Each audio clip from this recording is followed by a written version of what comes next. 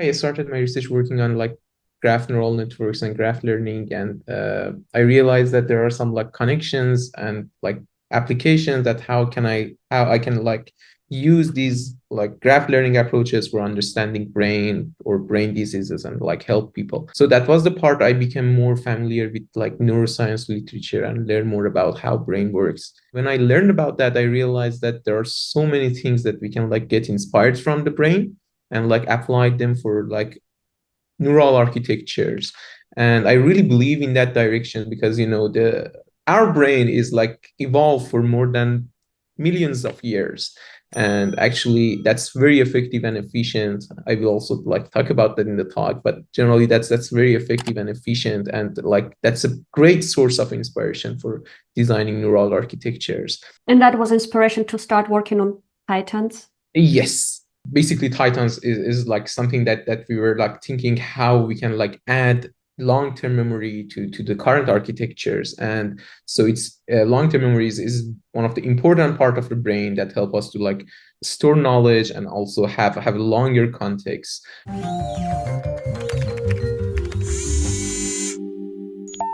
I'm going to present our work on Titans, and I want to like start the talk with something like a literature review, but also like I want to like discuss some different perspectives. And the main reason that I want to like start with this slide is that we can see that there are a lot of things that all of them are connected, and a specific mathematical formulation, there are different interpretation for that.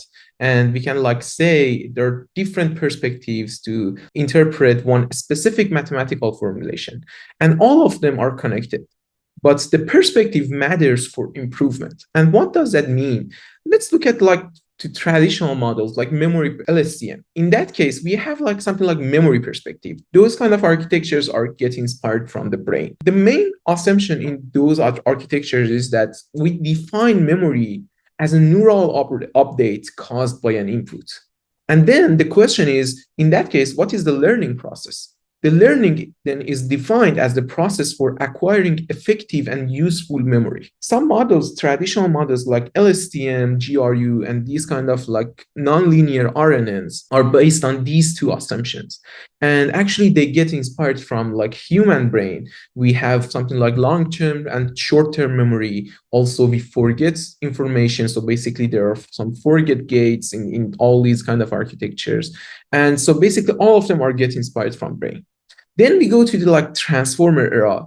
And usually the main thing that we are thinking about is how we can get the most use of matrix multiplication, how we can have like very efficient approaches and all these kind of things. And actually that's an era that is like continuing. But we can also see some alternative perspectives parallel to this specific perspective. For example, from 2018, or I think its peak is like 2020 and 2024, we have the dynamical system perspective, which sees the sequence modeling as a dynamical system and says that linear approximation can be surprisingly effective. So basically, that's the time we have like state space models, linear RNN, and all these kind of things. And actually, it's very important for the improvement because we can see that there is a global convolutional form for SSMs and linear RNN. So basically, we can implement them very efficiently. Also, there is discretization part that is like extension of the forget gate. We have like better design with short convolution and all these kind of things. All of them comes from the dynamical system perspective. But one thing that I really believe in is the modern memory perspective. I really think that we should like change the perspective to understand what should we do in the future studies and how we can improve current architectures. And in this like perspective, we need to have like data dependent parameters. We need to have non-additive recurrence. I will explain more about that, more expressive memory architectures, and actually online learning and test time training. So let me go into more details. Before going into details, let me explain why I think that this process this perspective is very important. So if we look at like human brain, we can see that it has evolved for more than millions of years. It's very effective and also it's very efficient. We can learn with just a small number of samples. It's like great source of inspiration, and we can get inspired from that. However, there are some biological restraints in that. We cannot like do fast calculation and all these kind of things. But if you like pay attention to those restraints, we can see that all of them are biological restraints. They are not something like architectural restraints. So in architectural part, we can like get inspired from human brain and like design more effective and efficient neural architectures. And again, our perspective is based on these two assumptions that I mentioned. Like learning is the process of acquiring effective and useful memory. The memory also is defined as a neural update caused by an input. So given this perspective, the question is, what are we missing in current architectures? So the first thing is that neural networks need to constantly memorize and learn. Our brain is like constantly learning. It's not something that we like pre-trained and then we have something like inference time. There is no such a thing for us. We are constantly learning or memorize facts or different things. Another thing that I need to like mention is like we have persistent long-term memories, but we do not have infinite context. And what does that mean? It means that let's think about a specific thing. We do not have all the information into our mind about that one. But if we like think more about that, we can see that there are some facts that we know about that specific event. And actually, we do not memorize everything. So our context is not infinite. We can remember some facts from like 20 years ago, but we do not remember everything from 20 years ago. So we have persistent long-term memories, but we do not have infinite context. So it might be very like unrealistic to try to have infinite context architectures. Another thing is that our short-term memory is very accurate. And what does that mean? It's very hard for us to like hallucinate about the information that we just got in like 20 seconds ago, 10 seconds ago. We usually have all the information into our mind. But let's focus on very long-term memories. One event from 20 years ago. We might hallucinate about details. We might hallucinate about what happened at that time. And actually, we can see that the memory is fading. And that's very similar to attention and RNNs. Because if you look at our short-term memory, it's very accurate. And attention is very accurate because it considers all the pairwise interactions between like tokens. And on the other hand, we have RNNs, and RNNs can be very similar to our long-term memory because we have a better memory management. But on the other hand, we have long-term context with the cost of like fading memories. So that's very similar to our long-term memory. And finally, and in my opinion, most importantly, our memory is a neural architecture, not a simple set of neurons.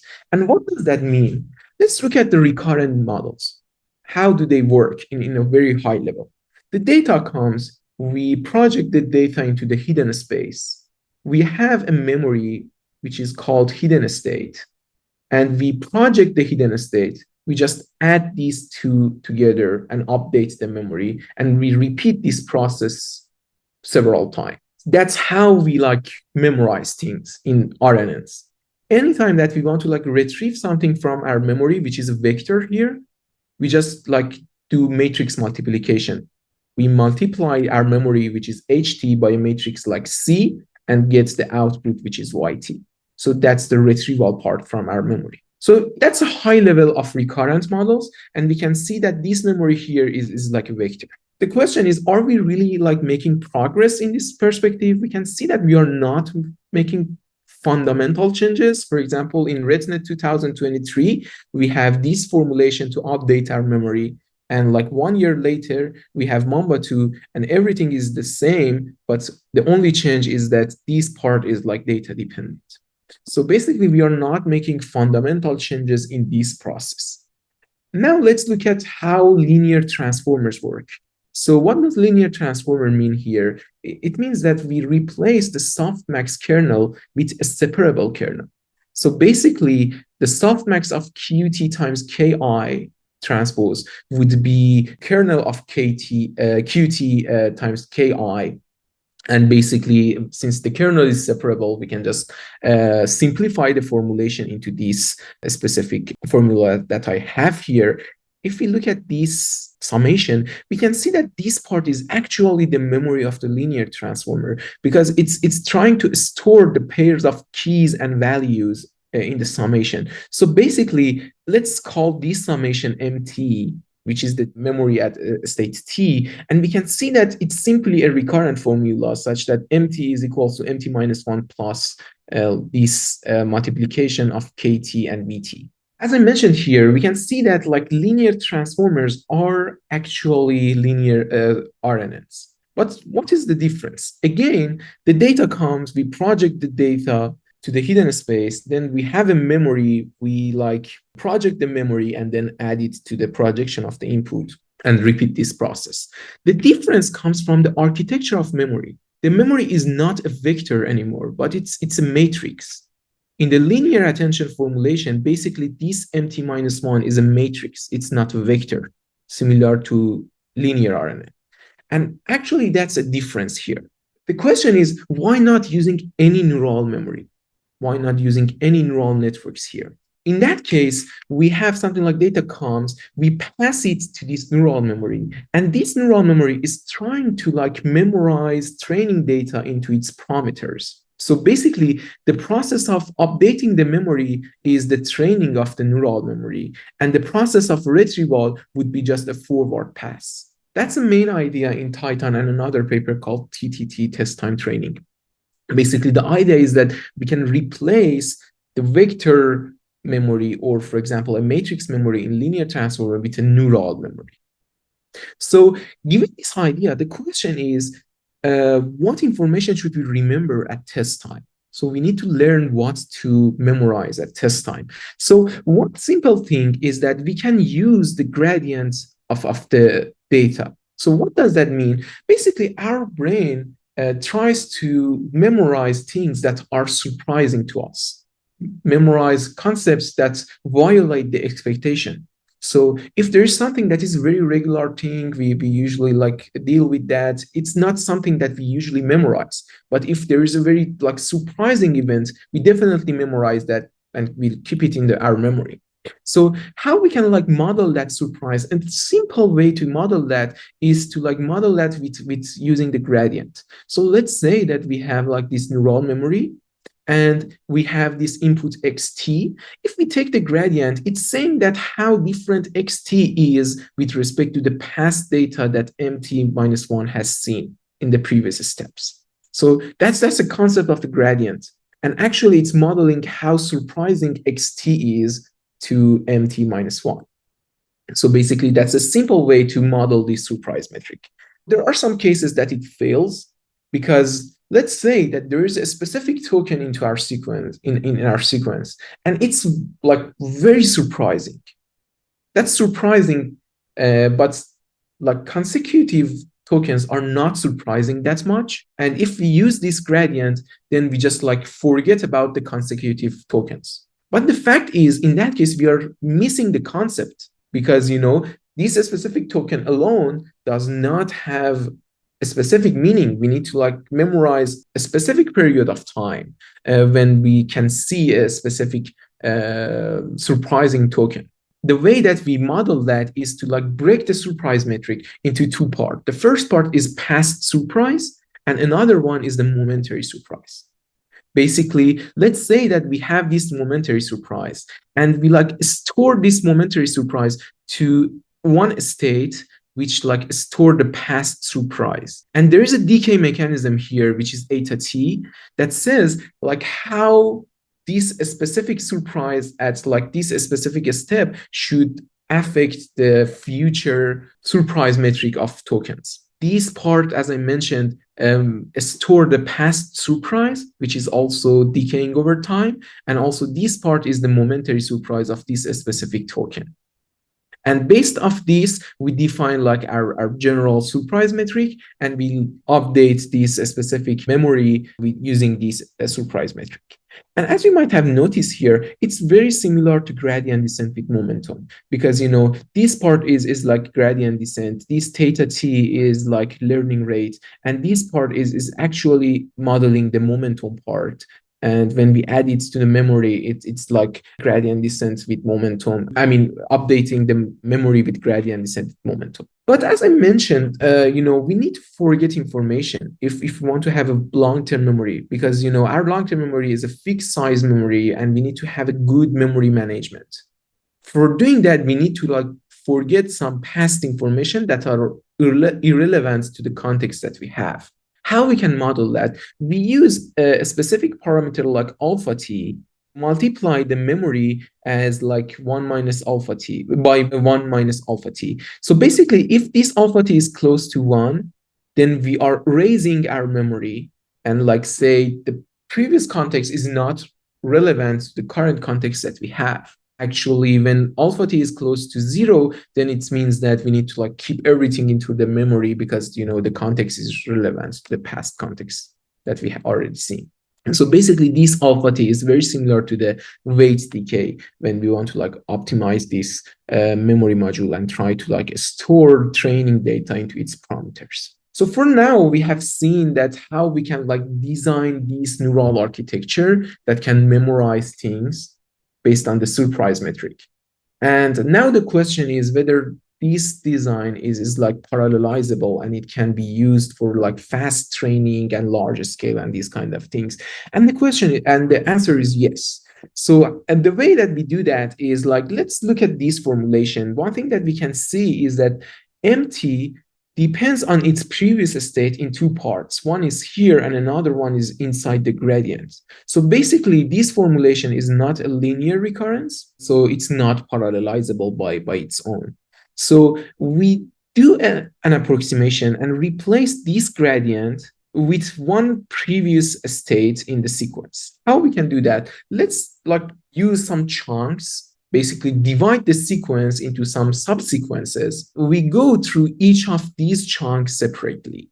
So, and actually consecutively.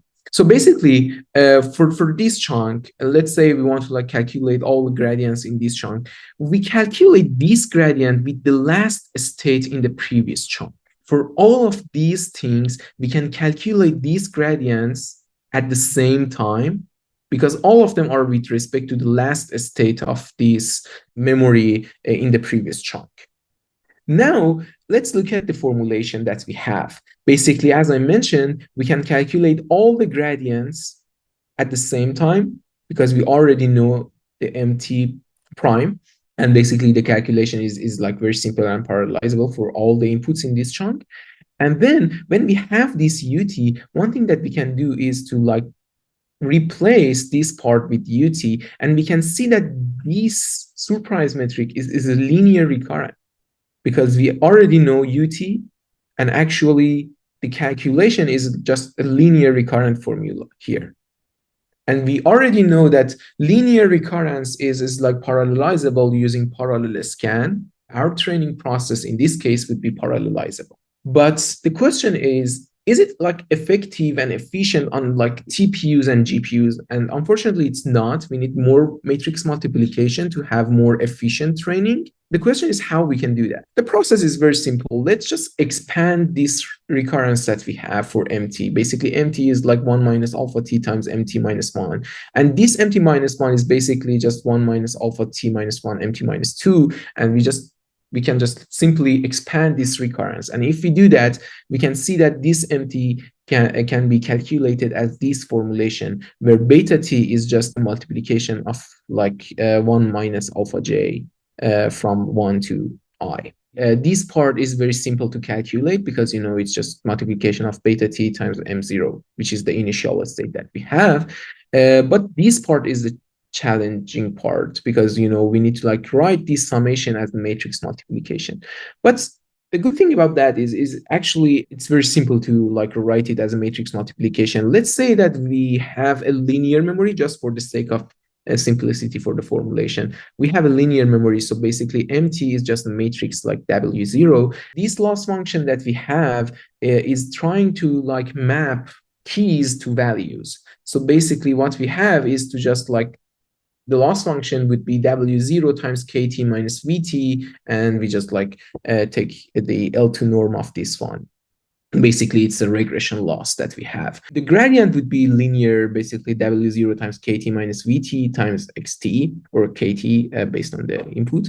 If we just replace this formulation here, one thing that we can see is that we can write it as like this matrix multiplication. What does that mean? Here, theta B is basically a diagonal matrix where all the diagonal elements are theta I.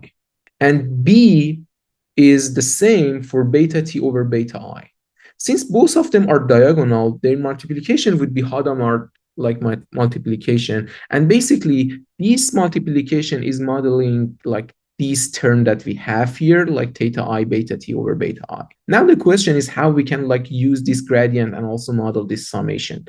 The good thing about that is we just need to like replace this gradient and write it in the matrix format. W0 is just W0, and then KT, we can just replace that with the matrix of K, where each of its is like rows are like KT, sorry, columns are KT, and then we have like VT, which is matrix format is like V, and finally we have XT, which is this matrix multiplication is equivalent to this summation that we have here. All the training process can be written as a matrix multiplication, and it's very efficient on TPUs and GPUs. So for now, one thing that we have seen is that how we can design this neural memory, and then we have seen how we can like train it in an efficient manner. And now the question is how we can take advantage of this long-term memory and combine it with a short-term memory to design a complete neural architecture. As I mentioned, the intuition is that attention should be in like short-term memory, and then we have this long-term memory and we want to combine them. But unfortunately, we really don't know that there are some controversy, and we really don't know that how like short-term and memory, short-term and long-term memory are like interconnected, how they're like pass information to each other and these kind of things. So basically, we do not have a source of inspiration for this part. We have like 3 different approaches that each of them has different interpretation of how long-term and short-term memory are performing along each other.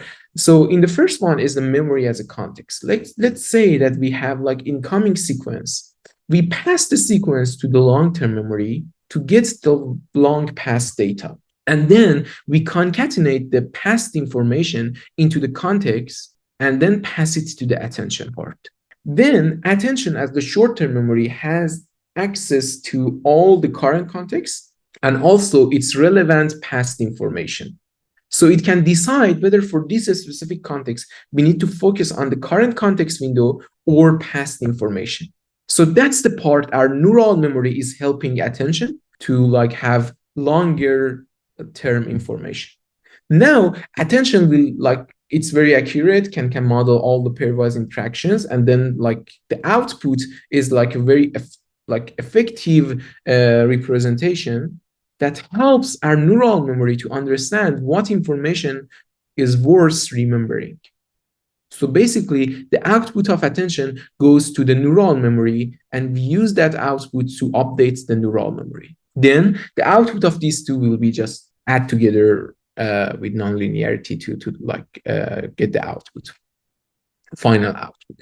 So basically, if we look at this architecture, we can see that in the first part, this is the long-term neural memory that is helping the attention. And in the second part, it is the attention that is helping the long-term memory. Basically, both of long-term memory and like short-term memory are interconnected components, such that each of them is trying to like help the other one. Let's go to the next one, which is memory as a gate. The main intuition behind this memory as a gate is that long-term and short-term memory are 2 different branches of memory, and they are not interconnected.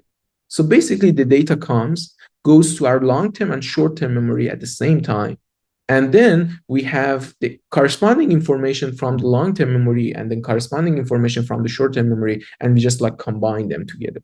They are not helping each other. The interpretation is that they are just like 2 different branches of memory, and we pass the data to each branch, and then the output would be concatenated or like combined with each other to get the final output. And finally, we have memory as a layer, and it's a very common like architecture in the literature. Usually people like call it hybrid approaches, where we use RNN as a like some layers of the architecture that we have, and also attention after that. So basically, data comes, goes to one of the long-term or short-term memory, depending on the design, and then goes to the another one. In this design that I have here, the data comes, goes to the long-term memory, and then the output of the long-term memory goes to the short-term memory, and then we have the output. That's another way to combine the long-term and short-term memory.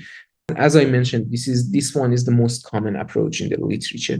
We have seen that how we can like design memory, how we can like train it in an efficient way, and how we can like combine short-term and long-term memory. Let's see whether they are effective or not. So in the first part, we focus on language modeling. So in this case, we can see that like with 700 millions of parameters, it's not very small model. Basically, one thing that we can see is that Pythons without attention, just the long-term memory, can outperform all of the baselines. Basically, we can see that Pythons without any attention can even outperform something like hybrid approaches like Samba or like H2 version of gated delta net. And they are using both RNN and attention in like sequential way and memory as layer. And on the other hand, we can see that like combining neural memory with attention, the full architecture of Pythons is also very effective and can achieve better performance than the neural memory alone. So basically, we can see that memory as a context is very effective in this manner and can achieve the better results than the others. But generally, memory as a context and memory as a gate achieve very close performance to each other. So both of them are great. And actually, both of them are much better than memory as a layer that we can see here. And this memory as a layer is, as I mentioned, is the most common way to combine RNN and attention. We can see similar results in a smaller scale, like 300 millions of parameters. And actually, again, Pythons outperform all the baselines and existing models, including transformers. Another thing that we have focused on is the long range modeling or like long context modeling. And we have focused on needle in high stack style state tracking task. And what does this state tracking means? Basically, the task is like putting some facts in a very long context. And then for answering the final question, the model needs to like retrieve all these facts from the middle of the context to answer the last one. A state tracking one is basically something like a task that says we are in this specific position and let's go right, left, and something like that. Just a sequence of like actions. And at the end, we want to we ask the model, where are you right now? So any problem that is equivalent to this one is like a state tracking task. One thing that we can see here is that when we increase the sequence lengths, the performance of most ultra large models, which are transformer based, can somehow like drop. When we look at something like Titans or, for example, generally Titans, we can see that it's achieve good performance even when we have like 2 millions of tokens, or even when we have like 10 millions of tokens, it can achieve like performance better than 70% accuracy. So it's very effective in long context modeling. But one thing that I need to mention here is that in this specific long context task, architecture matters a lot. And in this specific task, we have focused on the MAC architecture, memory as a context. If we use memory as a gate or memory as a layer, then we can see that we cannot see this pattern, and actually the performance will drop very soon. This is the experiment that shows architecture matters a lot, and we need to have like interconnected short-term and long-term memory to achieve good performance for long range context tasks. Finally, we have this ablation study. That's one thing that I want to like mention in this one is that let's look at the different architectures that we have. We can see that this MAC architecture is like very effective for long context, and somehow in reasoning is very close to MAC. And also generally it's very effective for reasoning tasks that we have. And basically this MAG architecture, memory as a gate, again, it's very effective for language modeling, and also it's very close in reasoning to the memory as a context. But this memory as a layer is achieving the worst performance among these three type of architectures. And as I mentioned, it's the most common approach in the literature. So basically, it's somehow an experiment that shows that we need to focus more on like novel ways that we can combine short-term and long-term memory. And we have like two new things here, like memory as a context and memory as a gate in this paper. And basically working on this direction would be very promising. For example, if we look at like this momentum part, we can see that the surprise metric that we have is very effective for long context. We can see a considerable amount of like drop in the performance of a model when we do not use the surprise metric that we are presenting in this paper. And that's very important for long context models.